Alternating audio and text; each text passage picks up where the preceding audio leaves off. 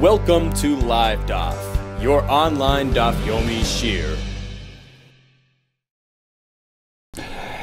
Shalom Aleichem. Welcome back to today's Daf Hayomi, Meseches CHULLIN Daf Lamed. We begin 5 lines from the top of the Amud. Amar Ula. This relates back to yesterday. We had a Mishnah. A fellow did shchita and there was no blood. Says the Mishnah, the basar, the flesh of the animal, is now immune to any acceptance of tumah, which means to say that even if his hands, the man who's handling the basar, his hands are unclean.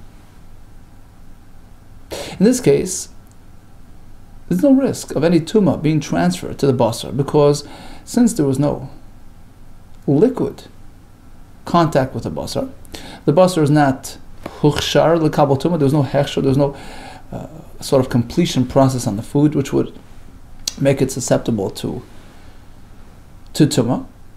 In this case, the basar is safe and sound. Now, what could be the issue with tumah? His hands? They're plain just stam yodayim, unwashed hands, which have a status of a sheni l'tumah. Why we have all different levels of tumah, right? We have the av, the source, like a lizard, right? Then we have rishon.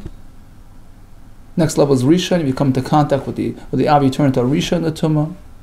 That in turn could transmit to a sheni upon contacting the next piece. And if we're speaking just about CHULLIN, regular, mundane, unholy materials, then it stops right there. The buck stops at a sheni. You can't pass it on further. As we learned, the degree of tumah applicable to specific items are really comparable to their level of kedusha. Right? The more sensitive, the more holy you are, the more delicate you are, the more fragile and open to even a lower degree of tumah, which can affect you. So it's CHULLIN, it's only at sheni. If it's truma, which is a higher level, more holy, so in that case, even a lower level, a weaker tumah can affect it, can impact it. So there it goes until a shlishi tumah, which means to say if the sheni touched the truma, it becomes possible, but it stops right there. It doesn't carry on. Kodesh, on the other end, carbon materials carry on even to a revi. So if the shlishi touches kodesh, it becomes possible as well. So back in the Mishnah, we're speaking about plain CHULLIN. CHULLIN cannot be affected by a sheni, and his hands are sheni l'tumah. So what's the issue? And we're certainly not speaking about karbanos, as we had several rayas that we're not speaking about carbon materials. So what's the issue? So we had one teretz. The second teretz was, you're right, we're speaking about regular CHULLIN material, but not really regular, irregular actually, extraordinary CHULLIN material, which the owner had committed to safeguarding as though it's kodesh material. And Rashi explains it was customary for kohanim who were accustomed to eat karbanos or truma to treat all their materials, all their foods, as if they are truma, as if they are karbanos. This way he gets accustomed to conduct himself in a holy manner, and it won't lead to doing the same by karbanos. This way everything is tar, there's no issue. Now we learned as well that it's not just a personal preference, it's actually obligatory. In fact, it was a Rashi back on the Beis Amud Beis, which says that the Chachamim obligated, it's like a nether, he accepted upon himself this commitment. He's obligated to treat his CHULLIN as if it's truma, as if it's kodesh. Okay, so the Mishnah is speaking about such a case where the animal, the basar, was being guarded as though it's carbon material, which case it's open to being affected by these hands.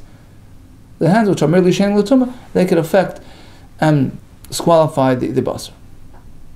And we made a sort of a side point, which is actually going to be the focal point of the next discussion coming up, that this concept of upgrading, this artificial upgrade, treating CHULLIN as if, so according to some shittas, and the shita that is reflected in our Mishnah, it can go all the way up to first class, all the way up to treat it like a kodesh.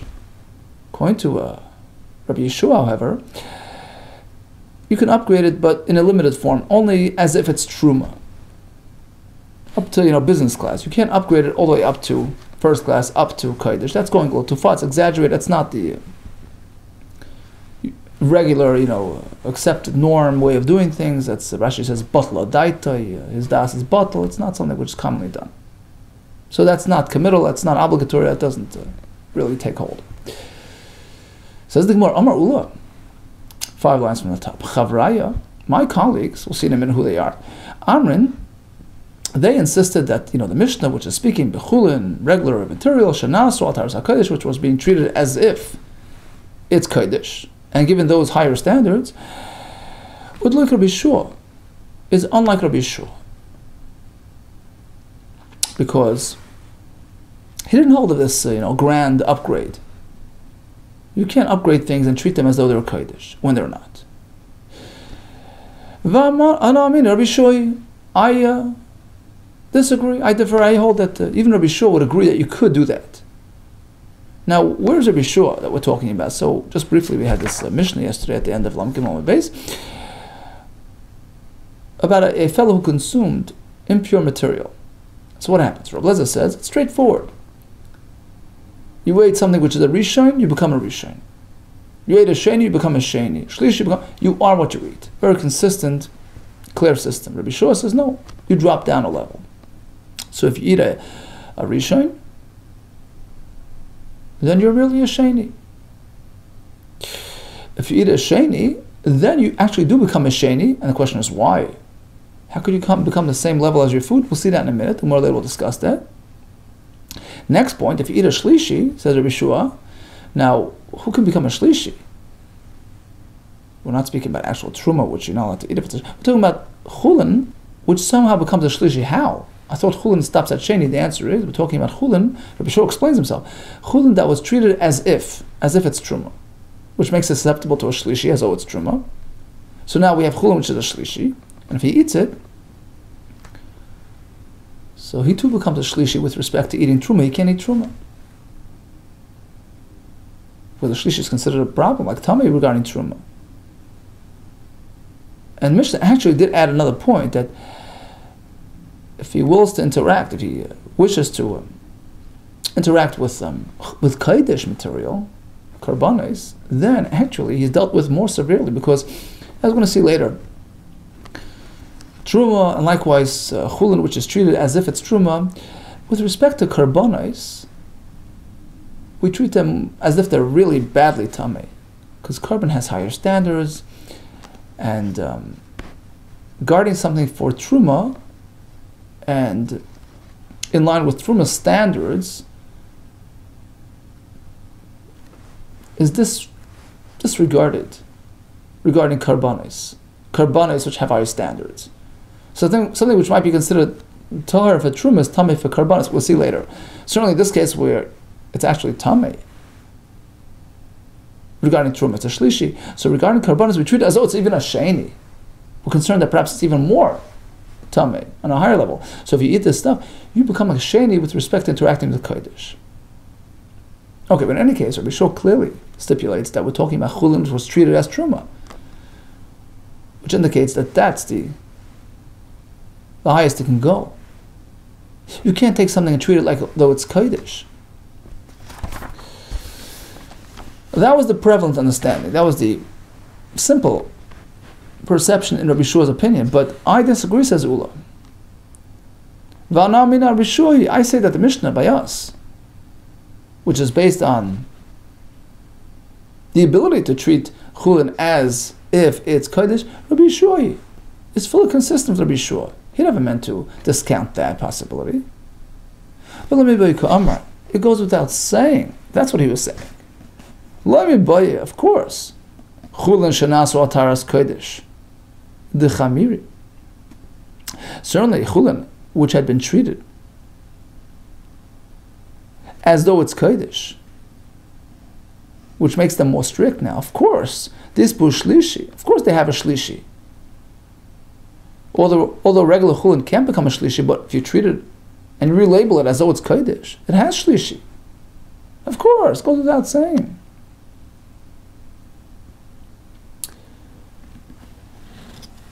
Right? The chamiru, because kachim are more chamer than just truma. Of course. Ela afilu chulin shenasu ataras truma. Rabbi Shua is making a point. He was highlighting that even if you take chulin and you just treat it like truma, which is a limited upgrade, nami isbu shlishi, even there, the food is now open to becoming a shlishi. He never meant to disagree that you can't. He meant to say that you can't turn chulin into treat it like kodesh. Of course you could. He was just highlighting a bigger chiddush. Okay, so according to this approach, our Mishnah, which is based on taking chulin, upgrading it to kodesh, can certainly be in line with Rabbi Yeshua. Now, the others disagreed with this approach. Man Chavrai, who were the colleagues that he's referring to? Rabbi Barachanahi. It's him. The Amar Rabbi Barachanahi Rabbi Yechanan. He quotes Rabbi Yechanan in presenting a comprehensive dialogue, a debate, so to speak, between these two Tanoim, between Rabbi Elazar and Rabbi Yeshua with respect to that Mishnah there. What status does a person have when he eats impure materials? And based on this whole discussion, the conclusion will be that in fact Rabbi Yeshua is insistent that the highest you can go in sort of upgrading chulin is to the level of truma, not past. Okay, Maya Hadri, Rabbi Elazar, Rabbi Yeshua, Lahadadi, what do they respond to each other? How do they, have this? What was the back and forth? Amar lo Rabbi Elazar, Rabbi Yeshua. So Rabbi Elazar turns to Rabbi Yeshua.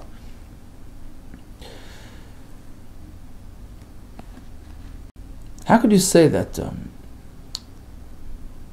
when you eat something which is at level A, you become level B, a lower level? You drop a level. If anything, Matzina we find elsewhere, oy cheil,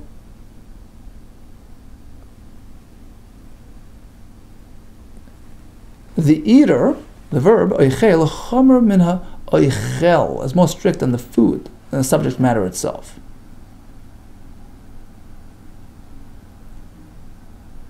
So certainly, you can't consider the person less severe than the actual food. If anything more, we find a precedent to that. Ilu nivlas oiftar, a kosher bird that passed away. Bechutz lametame, if you touch it on the outside, meaning you just come into contact. Regular contact does not transmit tumah. That's the halacha. The only way is by eating it. Ilu oich lametame begadim beis habliya. While a person eats it, his metame is clothing. Right? It becomes tame. Even his clothing, abeis habliya, while it's being swallowed.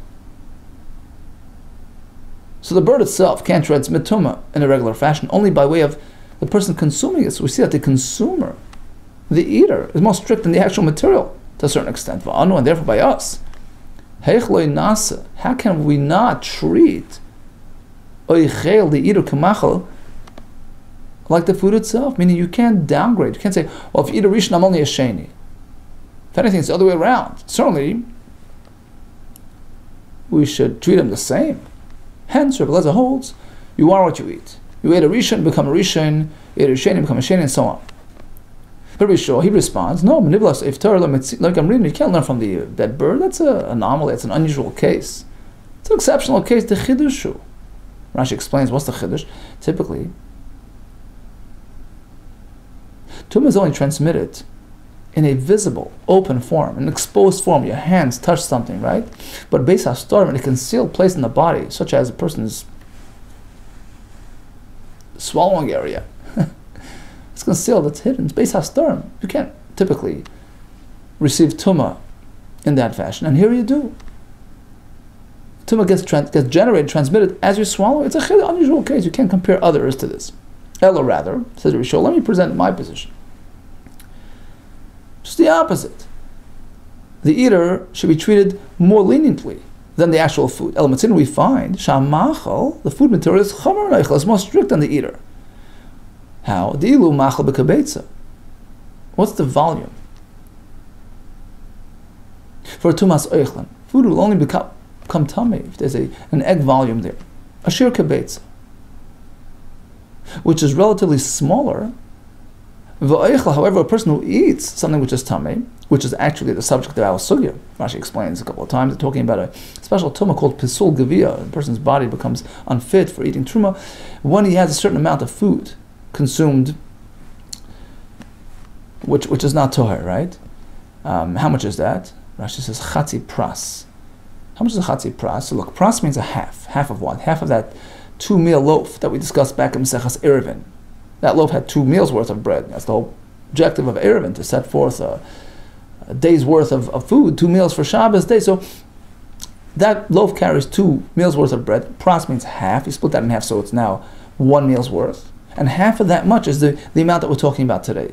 There's a special gzeira. We don't want you eating things at a tummy. You might end up eating also truma with the whole discussion and different masechta about this. And that's what we're talking about. So if the loaf, let's say, is 8 kibetzes, according to one sheet in the Gemara, half is 4, 1 meal is 4. By the way, that's called kidei achilas pras, right? The time it takes to eat a meal's worth of bread, of material. That's the mealtime experience. Achilas pras. So half of that is what we're talking about today. So it's 2 eggs worth. Okay, it's double. Then the shear, the amount, for the food to become tumah, which is only a kibetza. So you see, the food is more strict. Even a smaller amount makes it open to tumah, versus the person who eats food, he only becomes tumah if he eats double that much. So he's more lenient. The shear of the food itself is b'kibetza. However, the eater, unless he eats half a pras, which he explained as 2 kibetzes. Twice the amount. So clearly, the person is on a lower level, he's more lenient. Therefore, in our case, how can you equate the eater with the food? It makes sense to actually drop him 1 down. So if you eat a sheni, eat a rishon, become a sheni. No, Rabbi Lezer, he responds, you can't compare, shiurim to what we're talking about. Shiurim is a special world, halachas of shiurim. Rashi says that the shiurim are not necessarily based on, he says, it's unrelated to strictnesses and leniencies. Shiurim, defined amounts that are applicable to, specific halachas, each one with its own, arrangement. Tumas oichlan b'kabetza, and tumas gviya is double. Tumah meshiurin l'gamrin, you can't learn from shiurin to our discussion regarding determining levels of tumah. That's one point. Void, furthermore, he says to Rabbi Yeshua, let's analyze your position. Based on what you're saying. Shato Aimer, you say, Al Rishon Sheni. If a fellow eats Rishon, he becomes a Sheni. Fine, Fato Aimer, that's consistent with your view. The person drops down a level. Okay. But what about that second case? And what about the third case that you mentioned? You said Sheni, if a person eats Sheni, he becomes a Sheni. How's that consistent with what you're saying? There's no drop there. Lama, Amalei said, I'll tell you how it works. Why did the Chachamim turn him into a Sheni? Because we find a precedent that a Sheni can actually generate another Sheni. Amalei Metzina, we find that a Sheni, food which is a Sheni, can make another Sheni. I say Sheni, how? Ide mashkin, through a medium, through a water, liquid medium. So if this food, which is a sheni, will come into contact with liquid, there's halacha that liquid upgrades to a rishon. Especially halacha the Rabbanan, since liquids are very easily susceptible to tumah because they don't need hechsher, they're liquids on their own. So in any case, liquids always turn into a rishon. So this food touches liquid, which now gets upgraded to a rishon, which in turn touches the second food. That second food, which now was in contact with a rishon, turns into a sheni. So ultimately, you see that the first rishon had the ability to generate another rishon on the other side. Sorry. The first food, which was a sheni, right, had the ability to generate another sheni on the other side of this equation. Sheni made a sheni. So since we find a precedent to a sheni creating another sheni, likewise, when it came to setting the parameters of the halacha of tumas gvi upon eating impure materials, Chacham determined that this would be a plausible system, that you ate a sheni, turn into a sheni. Since we find a precedent to this concept. Okay. That is the basis for my halacha, said Rabbi Yeshua. Amar Lezer, let's respond to that. Look, if you're inserting mashkin into the equation, it's not like sheni A can make sheni B directly. It's through the mashkin medium. Amar Loi, so if you're reckoning with the mashkin, let's focus on that first. The fact is that when food A, which is a sheni, touches the mashkin now it gets upgraded to a tchila, to a rishon l'tumah. So we find a precedent to a sheni making a rishon. So why don't you go further and say, look, person sits down to eat a sheni, he should turn into a rishon, just like we find over there. Tchila v'dusnan, as we find in the Mishnah, kol ha'pois l'truma, any material which is even just a sheni l'tumah, which can disqualify truma, if it should come into contact with liquids, they turn into a rishon. Metami mashkin, metami liquids, to make it a tchila. Chutz mit except for tful which is a lighter tumah. Okay. So that's my question, says Rebbe Lezer. Why are you stopping there? If a person eats a sheni, he should turn into a rishon. Next question, v'oid. Let's go to the next case that you mentioned. Rebbe Shua says that if a person eats shlishi, what happens to him? So if he wants to interact with kodesh material, he's treated like a sheni. Whoa, that's an upgrade. So we went from the first case where he ate a rishon, we consider the person a sheni, that's a downgrade. Okay, that works with Rabbi Shua's position. But then Rebbe Lezer asked, what about the second case where he's equal to this food? He ate sheni, turns into a sheni. Next question, we have an upgrade as well. He ate shlishi, you're turning him into a sheni? You're giving him a higher level tumah with respect to eating karbanos? Void shlishi sheni lamali, how? Amrali, he said, let me explain it to you. Again, this is an exceptional case. I was only speaking of a very, very specific case, elbet truma, regarding truma, meaning this shlishi is CHULLIN, which was treated as if, right? It was sort of relabeled as if it's truma, given that, sort of artificial upgrade, as we explained before. Now, truma needs to be guarded from tuma, but not on the same level as karbanos. Karbanos are the highest tier of kedusha. So the Chacham made an interesting system where, even though you were shomer, you guarded something from tumah, but since your purpose was to keep it for truma, Rashi says, "Ein shmiras truma." The shmira for truma purposes is not reckoned with, non-existent, as though it never happened. It's not chashiva. It's not counted as a shmira eitzel hakodesh regarding kodesh. Kodesh has a higher level of kedusha. You have to have that cognizance, that mindfulness. If you watch something for truma, it doesn't really work for kodesh. Over here, we have something which is truma or treated as truma. With respect to kodesh, it's considered like it's tamei. And certainly in this case, where it's really tamei, it's really a shlishi. So regarding karbanos, we treat it as though it's a sheni. Okay, so if this person eats a sheni, he becomes a sheni as well, as we said before. I'm only talking about truma, because even in its state of tahara, we turn tummy base, truma he eats like kodesh. Regarding kodesh, we treat it as if it's tummy. Special ma'ala, special, higher standard. Chacham applied to karbanos, that you should have that mindfulness. It should be with a special focus. That explains this halach. Okay, so again, let's just recap before we continue. A person takes CHULLIN and treats it as though it's truma. All agree. It has the halachas, has the standards of truma. What about if he treats it like kodesh? So now, it's really a fundamental question of whether this really works. According to some, it does, which is actually the basis for our Mishnah, right? He shechted an animal which is treated like kodesh, so his hands can be problematic, barring the absence of the hechsher factor of the blood, right? Whereas, according to others, according to Rabbi Barachana, quoting Rabbi Yochanan, in understanding Rabbi Shua's Shita, he holds that the most you can go up is to truma, but not past that point. So CHULLIN can be treated as if it's truma, but not kodesh. Amar Rabbi Zeira, Amar Rabbi Asma Rabbi Yochanan. So once again, he quotes Rabbi Yochanan, quoting Rabbi Yanai, Ha'oichel shlishi shel CHULLIN. Oh, back to the same topic. We have CHULLIN material, shenasu ataras hakodesh, which had been treated as if it's kodesh, and actually turned into a shlishi, and he ate it. So what happens?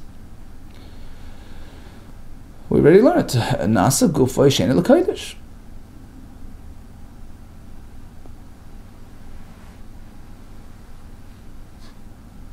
We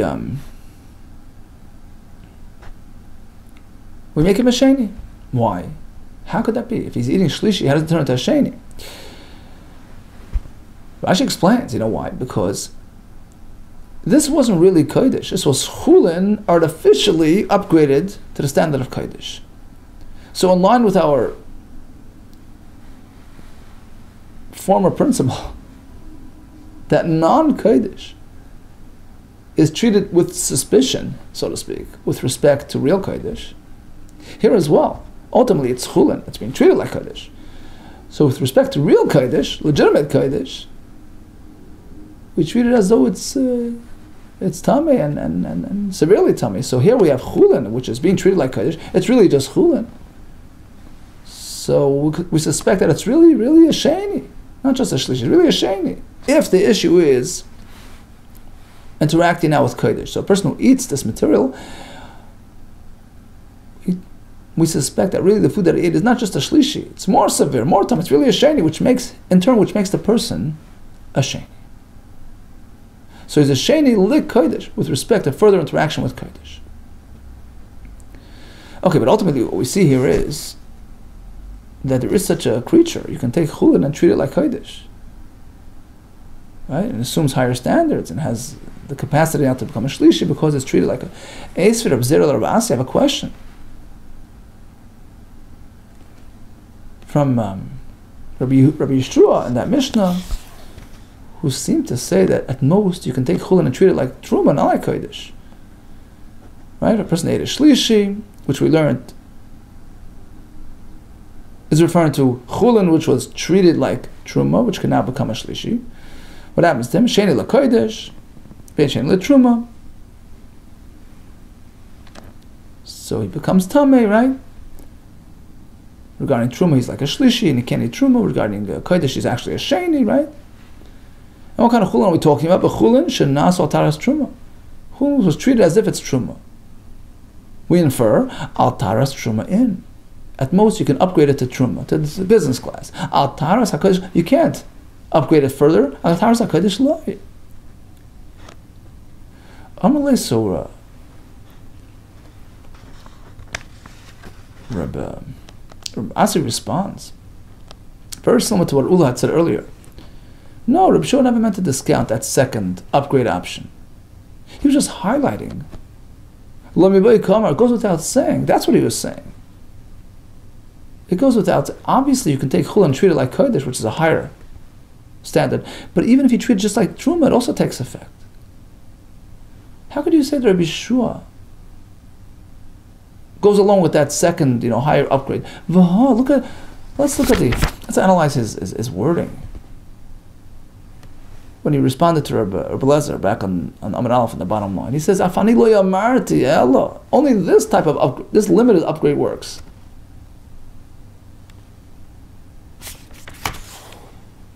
You can only make it into Truma, not past that. Afani lo yamarti kam. That's Truma Ka'amari clearly stipulates that his position is limited. You can only make it Truma. And that was who? That was Rabbi Barmachana calling Rabbi Yochanan. And here once again we have Rabbi Yochanan saying just the opposite. Right? What is Rabbi Shua's position? Can you treat Chulin like Truma? Sure. What about like Kachim? Here he says in the name of Rabbi Yochanan, yes. And earlier he said no. He says there were two versions of Rabbi Yochanan's interpretation of Rabbi Shua's Shita. According to one Shita, according to one approach, you could. According to the other approach, you can't. Two Amoraim, two versions based on Rabbi Yochanan's position. Okay. Amar. Okay, another halacha regarding a fellow eating this chulin, which was treated like truma, which achieved the level of shlishi l'tum, and he ate it. Amar ula, oichel shlishi shel chulin. Okay, again, that's the case that we're talking about. Shenas al taras truma, chulin, which was upgraded as though it's truma, it became a shlishi, he ate it. Nifsal gufa milechel b'truma. What happens to the person that eats it? He can no longer eat truma, because shlishi is considered problematic regarding truma. Truma goes all the way to shlishi. And the chiddush is that although shlishi is really the end of the road for truma, right? Let's say you have an item which is a shlishi, and now it comes into contact with truma. There's no effect, no harm done. because shlishi is the end of the road. So the chiddush is that even though the shlishi is the end of the road, now a person eats that shlishi, you would think, well, no harm is done. No. It sort of disqualifies the entire person with the Rabbanan and makes him unfit to eat. Rashi explains he can touch truma, but he can't eat it.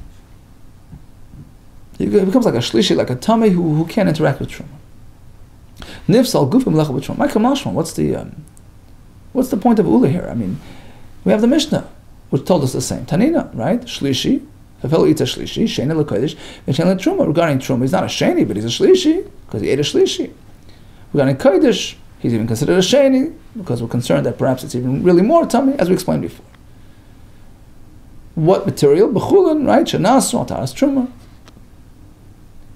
Okay, so this halacha is embedded in this Mishnah. He ate chulin, which is ataras truma, which happens to be a shlishi. What happens to the fellow who eats it? So you say, look, regarding further interaction with truma, he's not a sheni. We don't upgrade him, but he is a shlishi. Sheni hud lehavi.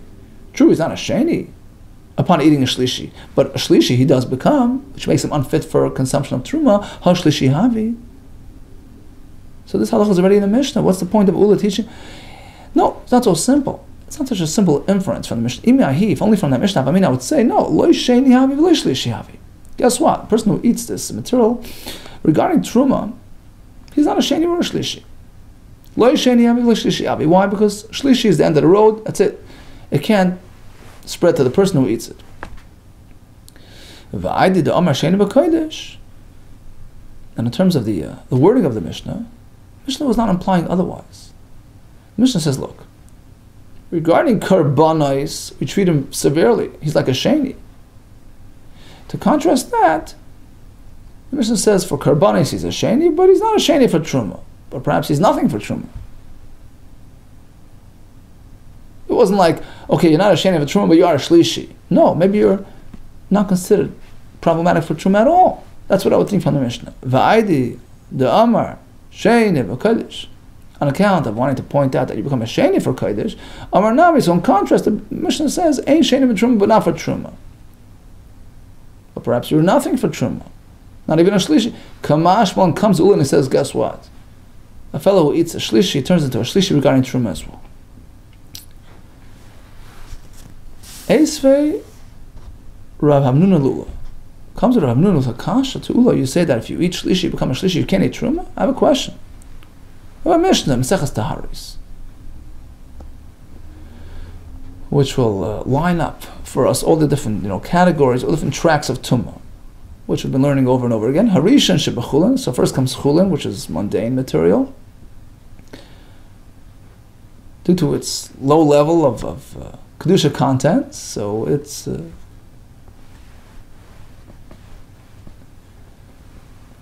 tumah susceptibilities, tumah capacity, likewise is diminished. At most, it will go all the way to sheni and stop. Harishan shebachulin, you have a chulin which is a rishon the tumah, tameh. It is tameh umatame, and it will be metame as well. If it touched truma, that truma is so severely tameh that it could even pass it on to the third item. Vasheni, but the chulin which is merely a sheni, something which touched the rishon, that's it. It stops there regarding chulin. Paisel, it could only be paisel, meaning if it touches truma, the truma will become disqualified. The truma is now a shlishi. If any time it can't attach a severe high level tumah to that shlishi to the extent that it will pass it on further. Right? Tummy means that it's so severely tummy that it can actually transmit it further. Paisel means it's stopped. It's disqualified. It's deficient, but it's a contained deficiency. So a sheni by chulin can pass on to truma to disqualify that truma. But it can't make something tummy to the point that it will even go further. Vashlishi,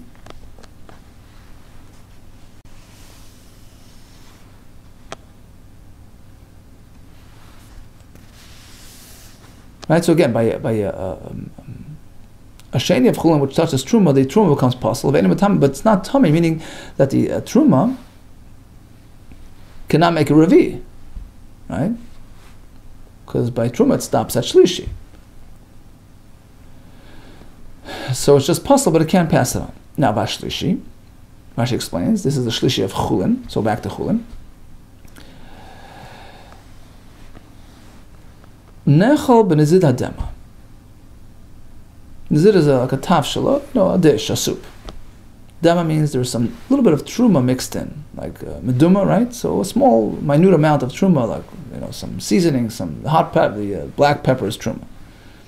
So you can have a dish, a mix of CHULLIN, which is shlishi. So let's picture it. The soup is a shlishi, but the seasoning in there is truma, and that's perfectly legal. It's fine. The question is, how is that fine? Look, this fellow is going to sit down to have this soup, which is a shlishi, which you told me disqualifies him, disables him from eating truma. How can he continue eating the black pepper content in the soup, which is truma? If you say that a fellow who consumes the shlishi becomes unfit for truma, what about the soup with the truma content? So finally, we're going to feed him midi material which is unfit for him, the pasile, the gufay, which is unfit for him because of his tumah, due to the fact that he ate a shlishi. How could that be okay? Amrleisi says, generally a person who eats shlishi cannot eat truma, but here it's different because it's just a minute amount, barely recognizable in this mix. It's just a small amount. Amalei hanach, let's leave this alone. Let's put aside l'nazir adema, this mix with the truma, the leka. We turn to the next page. The leka kazayis, such a small amount of that pepper. It doesn't amount to a significant share of a kazayis, which will be consumed in a meal's worth of time, which is the minimum prerequisite for it to be considered relevant, to be considered present. The time it takes to eat that half a loaf, which is a meal's worth of material. So we all know that the achila, an act of achila, is only reckoned as an act of achila if it's eaten within a prescribed time frame, within a meal's worth of time, within a meal experience. Right? It's relevant to mitzvahs, right? Pesach at night, we have to eat the matzah within 4 minutes or whatever. Otherwise, if it's a lengthy experience, then you're just picking, you're not eating, right? Likewise, with Yisurim, right? Because eyes of an avela is only liable if he eats it within that shear. Rashi says 4 kibbutz, and the time it takes to eat 4 eggs. So this minuscule amount of black pepper in this soup mix will not amount to much. You'll eat 4 eggs worth of this soup, you're not going to encounter a kazayas. It's too spread apart, it's too disparate, it's too little. It's too sparse, so therefore, Chacham did not disallow it, Chacham were okay with it, meaning the tumah, the rabbanon applied to this person upon eating the shlishi will not affect his ability to continue with the soup, despite its slight truma content. Because he's not really going to encounter a ma'asa, halachically classified ma'asa achila on this truma. Amar Rabbi Yonasan Amar Rabbi. Furthermore, halacha which is similar to the previous one, ha'ichla shlishi shel truma atzma. In this case, he's eating shlishi of actual truma. Same effect on the person as before. So previously it was CHULLIN, which was treated as truma. Here it's actual truma, which is a shlishi. Also lechel mutaliga. What happens to the person? He can't eat truma anymore. He becomes pasul because he ate shlishi. He can touch truma. He's not talking to that extent, but he can't eat. Now, isn't this a repetition on the previous halacha? No, we need Ula's halacha regarding the CHULLIN that's treated as if it's truma, v'yisroch Rabbi Yonasan, so we need this halacha as well. If only from the first ketef Ula, I would think, how do we live with CHULLIN? When does this person get disqualified? When he ate CHULLIN shenas taras truma, which was treated as truma. CHULLIN treated as truma, after all, is not truma. So perhaps